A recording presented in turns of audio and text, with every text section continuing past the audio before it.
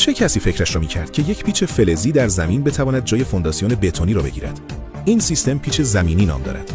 فونداسیون‌های سنتی نیاز به گودبرداری، کامیون بتون، چند روز زمان برای خشک شدن و حیاتی دارند که در پایان شبیه منطقه جنگی کارگاهی می‌شود. اما پیچ‌های زمینی دقیقاً برعکسند.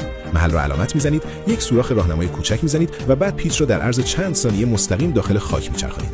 نتیجه، یک نقطه باربر و پایدار با تقریباً هیچ آسیبی به زمین اطراف. قسمت شگفت‌انگیز ماجرا استحکام آن است. این پیچ‌ها مثل یک پیچ چوبی غول‌پیکر داخل تخته محکم به خاک قفل می‌شوند. هرچه عمیق‌تر بروند، ظرفیت باربریشان بیشتر می‌شود و می‌توانند از نظر تحمل بار و مقاومت در برابر یخبندان و بالازدگی خاک با بتون ریخته شده رقابت کنند بدون مشکل. در اروپا این روش عملاً به یک استاندارد تبدیل شده و از نظر زیست محوری هم بسیار بهتر است. بدون سیمان، تقریباً بدون آلودگی و مهمتر این که می‌توانید بلافاصله بعد از نصب شروع به ساخت و ساز کنید. اما ویژگی قاتل واقعی اینجاست: قابل جداسازی و استفاده مجدد. بتون برای همیشه زیر زمین میماند، اما پیچ زمینی را میتوان بیرون کشید و در یک پروژه دیگر دوباره استفاده کرد.